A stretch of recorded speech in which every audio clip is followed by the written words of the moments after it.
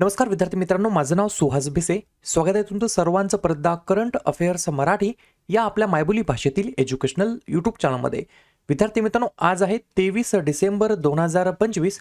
आजच्या दिवसाचे जेवढेही चालू घडामोडीचे महत्त्वाचे टॉप प्रश्न बनत असतील ते सर्व प्रश्न आपण या व्हिडिओच्या माध्यमातून पाहणार आहोत. तरी सर्वप्रथम आपण जर नवीन असाल, पहिल्यांदा या चॅनलवरील व्हिडिओ पाहत असाल तर चॅनलला या ठिकाणी अवश्य सबस्क्राईब सुद्धा करून घेऊ शकता. ठीक आहे, चला तर मग आपण आजच्या व्हिडिओला सुरुवात करूया. त्या अगोदर कालच्या व्हिडिओमध्ये जो काही शेवटचा प्रश्न विचारला होता त्या प्रश्नाचं उत्तर जाणून घेऊया. काय होता प्रश्न? भारत आणि कोणत्या देशादरम्यान अलीकडेच दुसऱ्यांदा संयुक्त लष्करी सराव डेझर्ट सायक्लॉन 2 आयोजित केला जाणार आहे? तर बऱ्याच विद्यार्थी मित्रांनी अगदी योग्य उत्तर टाईप करून सांगितलं आहे. पर्याय क्रमांक बी, आपला प्यारा भारत देश आणि UAE या दोन देशाच्या अंतर्गत या ठिकाणी दुसऱ्या क्रमांकाची आवृत्ती कशाची? तर संयुक्त लष्करी सराव डेझर्ट सायक्लॉनची दुसऱ्या क्रमांकाची आवृत्ती या ठिकाणी आयोजित केली जाणार आहे. भारत आणि UAE या देशादरम्यानचा हा या ठिकाणी डेझर्ट सायक्लॉन सराव आहे. क्लिअर? आता पाहूया विद्यार्थी मित्रांनो, प्रश्न क्रमांक पहिला.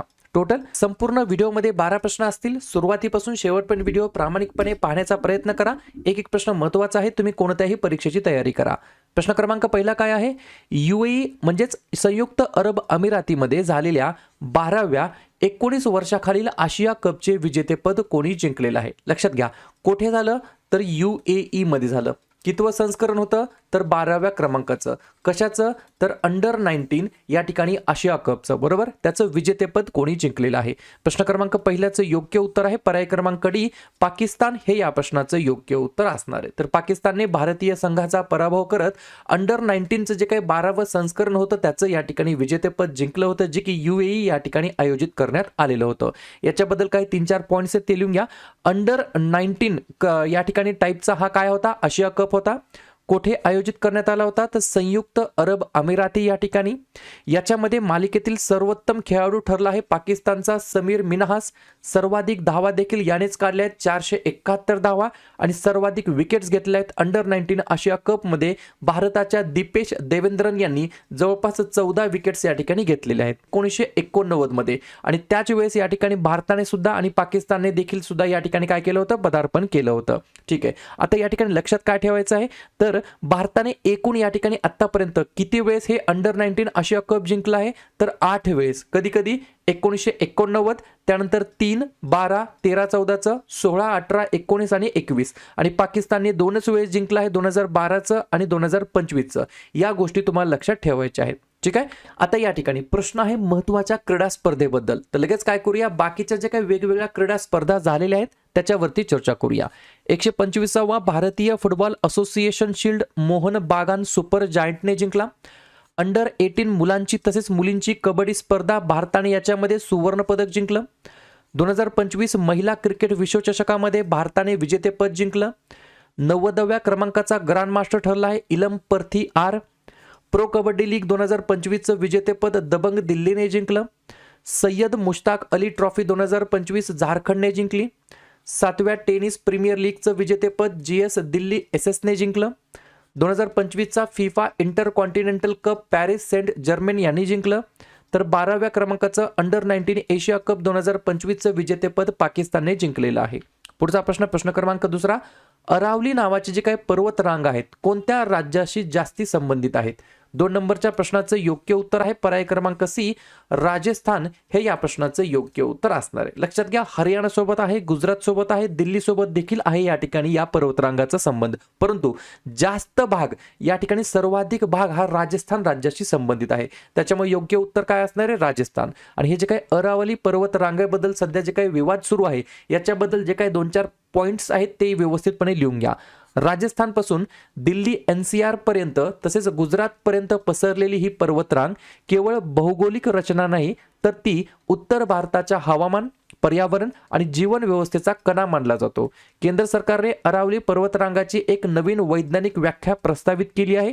या अंतर्गत फक्त 100 मीटर किंवा त्याहून अधिक उंची असलेल्या टेकड्या अरवली या ठिकाणी मानल्या जातात. अशा प्रकारचं या ठिकाणी काय केलेलं आहे, एक जे काही वैज्ञानिक वाक्य आहे ती या ठिकाणी प्रस्तावित केली आहे.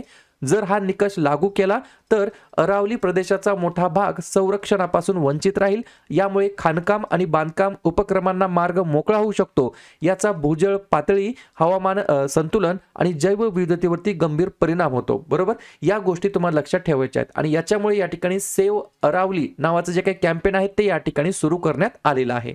ठीक आहे. तर हे जे काय अरवली या ठिकाणी पर्वतरांगा आहेत, कुठे आहेत तर राजस्थान राज्याच्या अंतर्गत. राजस्थान ज्या राज्याची स्थापना 30 मार्च 1949 ला झाली. मुख्यमंत्री आहेत भजनलाल शर्मा, राज्यपाल आहेत हरिभाऊ किसनराव बागडे, राजधानी आहे जयपूर. 3 महत्त्वाचे राष्ट्रीय उद्यान आहेत, मुकुंद्रा हिल्स, रणथंबोर आणि सरिस्का. आणि 4 महत्त्वाचे धरण आहेत, बिसलपूर, राणा प्रताप, गांधीसागर आणि जवाहर सागर. या ठिकाणी पाहूया पुढचा प्रश्न क्रमांक 3. अंतरिक्ष प्रयोगशाळा स्पेस लॅब्स या ठिकाणी कोणत्या संस्थेचे हे उपक्रम आहेत? 3 नंबरच्या प्रश्नाचं योग्य उत्तर आहे पर्याय क्रमांक बी, भारतीय राष्ट्रीय अंतराळ संवर्धन आणि प्राधिकरण केंद्र. बरोबर, तर या संस्थांचे हे काय आहेत, इनिशिएटिव्ह आहेत, उपक्रम आहेत. ठीक आहे, एक पॉइंट लिहून घ्या. देशभरातील विद्यार्थ्यांना अंतराळ तंत्रज्ञानाचे प्रत्यक्ष प्रशिक्षण लॅब्स देतील अशा प्रकारचा हा इनिशिएटिव्ह आहे, उपक्रम आहे. तर अंतरिक्ष प्रयोगशाळा स्पेस लॅब्स या ठिकाणी कोणाची या ठिकाणी इनिशिएटिव्ह आहेत, उपक्रम आहेत तर भारतीय राष्ट्रीय अंतराळ संवर्धन आणि प्राधिकरण केंद्राचं. ठीक आहे. या ठिकाणी आपली जी काही इयरबुक आहे जानेवारी 2025 पासून डिसेंबर 2025 पर्यंत, ही इयरबुक 1 जानेवारी 2026 ला या ठिकाणी ज्यांनी ॲप्लिकेशनमध्ये पेमेंट केलं आहे त्यांना ॲप्लिकेशनमध्ये PDF प्रोव्हाइड केली जाईल. जे व्हॉट्सअपला या ठिकाणी स्कॅन करून पेमेंट केलं आहे त्यांना व्हॉट्सअपला या ठिकाणी PDF दिली जाईल. दोन्ही ठिकाणी PDF डाउनलोड करून त्याची झेरॉक्स काढता येणार आहे. बरोबर, शेवटचा आठवडा या ठिकाणी राहिलेला आहे. ज्यांना या ठिकाणी ही PDF घ्यायची आहे त्यांनी या QR कोडला या ठिकाणी स्कॅन करून 99 रुपयाचं पेमेंट करायचं आहे आणि त्याचा स्क्रीनशॉट या व्हॉट्सअप नंबरला पाठवायचा आहे 96730586. बरोबर, स्क्रीनशॉट पाठवल्याच्या नंतर कमीत कमी 15 ते 20 मिनिट वाट बघा, तुम्हाला या ठिकाणी ग्रुपला जॉईन करून घेतलं जाईल. ठीक आहे. या ठिकाणी जास्तीत जास्त विद्यार्थ्यांनी ही PDF परचेस करण्याचा प्रयत्न करा. येणाऱ्या कोणत्याही प्रकारच्या तुम्ही एक्झामची तयारी करा. बरेच प्रश्न तुम्हाला या इयरबुक मधून या ठिकाणी बघायला मिळणार आहेत. ठीक आहे. पुढचा प्रश्न क्रमांक 4. दरवर्षी शेतकरी दिवस केव्हा साजरा करण्यात येत असतो? 4थ्या नंबरच्या प्रश्नाचं योग्य उत्तर आहे पर्याय क्रमांक ए, 23 डिसेंबरला. म्हणजेच आजच्याच दिवशी दरवर्षी शेतकरी दिवस म्हणून आपण साजरा करतो. एक पॉइंट लिहून घ्या. भारतामध्ये दरवर्षी 23 डिसेंबर रोजी राष्ट्रीय किसान दिवस म्हणजेच शेतकरी दिवस साजरा केला जातो, जो भारताचे माजी पंतप्रधान आणि शेतकरी नेते चौधरी चरण सिंह यांच्या जयंतीनिमित्त असतो. आणि या दिवशी शेतकरी आणि कृषी क्षेत्रातील त्यांच्या योगदानाचा सन्मान करण्यासाठी हा दिवस आपण दरवर्षी साजरा करतो 23 डिसेंबरला, शेतकरी दिवस. बरोबर, फार्मर्स डे. ठीक आहे. प्रश्न आहे महत्त्वाच्या दिवसाबद्दल. तर लगेच काय करूया, डिसेंबर महिन्यातील जेवढेही महत्त्वाचे दिवस असतील त्याच्यावरती आपण एकदा चर्चा करूया. लिहून घ्या. 1 डिसेंबरला जागतिक एड्स दिवस, 2 डिसेंबरला राष्ट्रीय प्रदूषण नियंत्रण दिवस, गुलामगिरीच्या निर्मूलनासाठी आंतरराष्ट्रीय दिवस आणि जागतिक संगणक साक्षरता दिवस. 3 डिसेंबरला जागतिक दिव्यांग दिवस आणि राष्ट्रीय वकील दिवस. 4 डिसेंबरला भारतीय नौदल दिवस आणि आंतरराष्ट्रीय चित्ता दिवस. 5 डिसेंबरला आंतरराष्ट्रीय स्वयंसेवक दिवस आणि जागतिक माती दिवस. 6 डिसेंबरला महापरिनिर्वाण दिवस. 7 डिसेंबरला सशस्त्र सेना ध्वज दिवस आणि आंतरराष्ट्रीय नागरी विमान वाहतूक दिवस. 9 डिसेंबरला आंतरराष्ट्रीय भ्रष्टाचार विरोधी दिवस. 10 डिसेंबरला मानवी हक्क दिवस आणि अल्फ्रेड नोबेल यांची पुण्यतिथी. 11 डिसेंबरला आंतरराष्ट्रीय पर्वत दिवस आणि युनिसेफ दिवस. 14 डिसेंबरला राष्ट्रीय ऊर्जा संवर्धन दिवस. 16 डिसेंबरला विजय दिवस. 18 डिसेंबरला भारतातील अल्पसंख्याकांचा हक्क दिवस. 19 डिसेंबरला गोवा मुक्ती दिवस. 20 डिसेंबरला आंतरराष्ट्रीय मानव एकता दिवस. 22 डिसेंबरला राष्ट्रीय गणित दिवस. 23 डिसेंबरला किसान दिवस. 24 डिसेंबरला राष्ट्रीय ग्राहक हक्क दिवस आणि 25 डिसेंबरला भारतामध्ये सुशासन दिवस म्हणून आपण साजरा करतो. क्लिअर. पुढचा प्रश्न क्रमांक 5. अलीकडेच अमेरिकेने कोणत्या देशामध्ये दहशतवाद्यांवरती ऑपरेशन हॉक आय सुरू या ठिकाणी केलेला आहे? प्रश्न महत्त्वाचा आहे, लेटेस्ट या ठिकाणी न्यूज आहे. 5व्या नंबरच्या प्रश्नाचं योग्य उत्तर आहे पर्याय क्रमांक डी, सिरिया हे या प्रश्नाचं योग्य उत्तर असणार आहे. तर सिरिया देशामध्ये दहशतवाद्यांवरती ऑपरेशन हॉक आय नावाचं ऑपरेशन या ठिकाणी सुरू केलं आहे अमेरिकेने.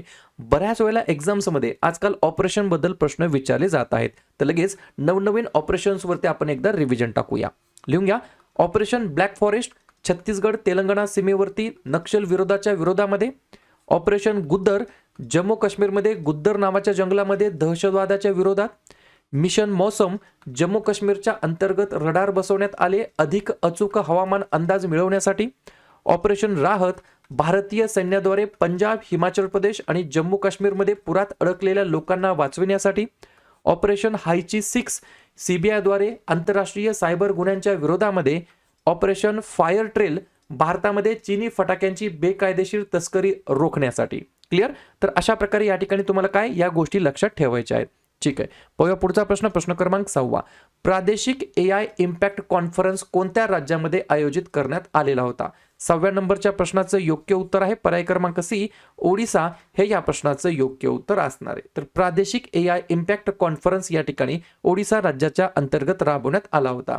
या परिषदेमध्ये प्रशासन व सार्वजनिक सेवा क्षेत्रातील AI वापरावरती भर दिला गेलेला आहे. तर पर्याय क्रमांक सी, ओडिसा हे या प्रश्नाचं योग्य उत्तर असणार आहे. ओडिसाबद्दल सांगायचं म्हटलं तर स्थापना झाली 1 एप्रिल 1936 मुख्यमंत्री आहेत मोहन चरण माझी.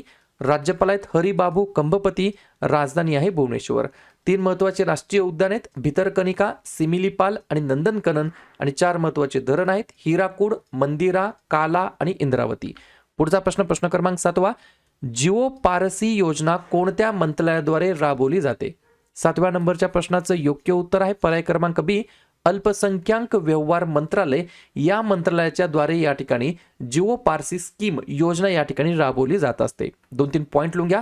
जिओ पारसी ही केंद्रीय क्षेत्रातील योजना आहे जी 2013-14 मध्ये अल्पसंख्याक व्यवहार मंत्रालयाने पारसी समुदायाच्या लोकसंख्येतील घट थांबवण्यासाठी आणि उलट करण्यासाठी सुरू केली होती. दुसरा पॉइंट, वैज्ञानिक प्रोटोकॉल आणि संरचित हस्तक्षेपांचा वापर करून पारसी लोकसंख्या स्थिर करणे आणि वाढवणे हा या योजनेच्या मागचा उद्दिष्ट आहे. ठीक आहे, तर जिओ पारसी योजना या ठिकाणी अल्पसंख्याक व्यवहार मंत्रालयाच्या द्वारे राबवली जात असते. पुढचा प्रश्न. प्रश्न क्रमांक 7. कतारमध्ये झालेल्या 2025च्या फिफा अरब कप मध्ये कोणत्या देशाने विजय या ठिकाणी मिळवलेला आहे? तर पर्याय क्रमांक ए, मोरोक्कोने या ठिकाणी विजय मिळवलेला आहे. तर जॉर्डनचा या ठिकाणी पराभव केलेला आहे आणि कतारमध्ये या ठिकाणी आयोजित करण्यात आलेलं होतं. काय? तर फिफा अरब कप कतार 2025 या ठिकाणी आयोजित करण्यात आलं होतं, ज्याचं विजेतेपद मोरोक्कोने जिंकलेलं आहे. आणि या ठिकाणी कोणाला हरवून जिंकलं आहे? तर जॉर्डनला. आणि कोठे आयोजित करण्यात आलं होतं? तर कतारमध्ये. पुढचा प्रश्न. प्रश्न क्रमांक 9. चापोरी वन्यजीव अभयारण्य कोणत्या राज्यामध्ये स्थित आहे? 9व्या प्रश्नाचं योग्य उत्तर आहे पर्याय क्रमांक डी, आसाम राज्याच्या अंतर्गत स्थित आहे. पॉइंट लिहून घ्या. सरकारी अधिकाऱ्यांच्या एका पथकाने अलीकडेच बुरा चापोरी वन्यजीव अभयारण्यातील अतिक्रमित जमिनांना या ठिकाणी भेट दिली, ज्यांची भरपाई म्हणून वनीकरण केले जाणार आहे आणि बेकायदेशीर कब्जांवरील चिंता या ठिकाणी अधोरेखित देखील करण्यात आलेली आहे. त्याच्यामुळे हे चापोरी वन्यजीव अभयारण्य सध्या चर्चेमध्ये आहे. कोठे आहे? आसाम राज्याच्या अंतर्गत. आसामची स्थापना 26 जानेवारी 1950. मुख्यमंत्री आहेत हिमंता बिस्वा शर्मा. राज्यपाल आहेत लक्ष्मण प्रसाद आचार्य. राजधानी आहे दिसपूर. 5 महत्वाचे राष्ट्रीय उद्यान काझीरंगा, मानस, डिब्रू सैखोवा, रायमोना आणि देहिंग पटाई. आणि 2 महत्वाचे धरण पगलडिया आणि सुबानसिरी. ठीक आहे. पुढचा प्रश्न. प्रश्न क्रमांक 10. खालीलपैकी कोणत्या राज्यामध्ये किंवा केंद्रशासित प्रदेशामध्ये लोसर नावाचा फेस्टिवल, लोसर नावाचा सण या ठिकाणी साजरा केला जात असतो? 10व्या नंबरच्या प्रश्नाचं योग्य उत्तर आहे पर्याय क्रमांक सी, लद्दाख हे या प्रश्नाचं योग्य उत्तर असणार आहे. तर लद्दाख या केंद्रशासित प्रदेशाच्या अंतर्गत या ठिकाणी दरवर्षी लोसर नावाचा फेस्टिवल, लद्दाखमधील एक न्यू इयरचा प्रकार आहे, तो या ठिकाणी सण, फेस्टिवल, उत्सव या ठिकाणी साजरा केला जात असतो लद्दाखच्या अंतर्गत. या ठिकाणी पुढचा प्रश्न. प्रश्न क्रमांक 11. सेनेकाइंड पुरस्काराची पहिली आवृत्ती कोहे येथे या ठिकाणी आयोजित करण्यात आली होती, म्हणजेच कोठे आयोजित करण्यात आली होती? 11व्या नंबरच्या प्रश्नाचं योग्य उत्तर आहे पर्याय क्रमांक बी, कोलकाता या ठिकाणी. विद्यार्थी मित्रांनो, सिनेकाइंड पुरस्काराची पहिली आवृत्ती या ठिकाणी आयोजित करण्यात आलेली होती. पाहूया शेवटचा प्रश्न, प्रश्न क्रमांक 12वा. चर्चेचा विषय असलेली काळी टोपी म्हणजेच ब्लॅक कॅप असलेल्या कॅप्चिन माकडे भारतामध्ये कोणत्या देशातून आयात करण्यात आलेली आहेत? तर पर्याय क्रमांक ए, दक्षिण आफ्रिका या देशातून या ठिकाणी इम्पोर्ट करण्यात आलेली आहेत. मला फक्त कमेंट करून सांगा कोणत्या राज्यामध्ये या ठिकाणी पर्टिक्युलरली आयात करण्यात आलेली आहेत. क्लिअर? तर अशा प्रकारे विद्यार्थी मित्रांनो हे होतात 12 प्रश्न. उपक्रम कंटेंट हा जो काही प्रयत्न आपण सुरू केलाय मराठी भाषेमध्ये कसा वाटतो अवश्य कमेंट करत चला. आणि तुमच्यासाठीचा आजचा खास प्रश्न, दरवर्षी राष्ट्रीय गणित दिवस केव्हा साजरा करण्यात येत असतो? 19 डिसेंबर, 20 डिसेंबर, 21 डिसेंबर की 22 डिसेंबर? तर ज्या पण विद्यार्थ्यांनी या प्रश्नाचं योग्य उत्तर येत असेल त्या प्रश्नाचं उत्तर तुम्ही कमेंट बॉक्समध्ये देण्याचा प्रयत्न करा. प्रश्नाचं उत्तर चुकू द्या, बरोबर येऊ द्या, काहीच हरकत नाही. ट्राय करणं, प्रयत्न करणं हे सर्वात जास्त महत्त्वाचं आहे. आणि दुसऱ्या दिवशी येऊन आपण दिलेल्या प्रश्नाचं उत्तर हे बरोबर आले की चुकलं, दुसऱ्या दिवशी येऊन नेहमी चेक करणं, अभ्यासामध्ये कन्सिस्टन्सी मेंटेन ठेवणं हे सगळ्यात जास्त महत्त्वाचं ठरणार आहे.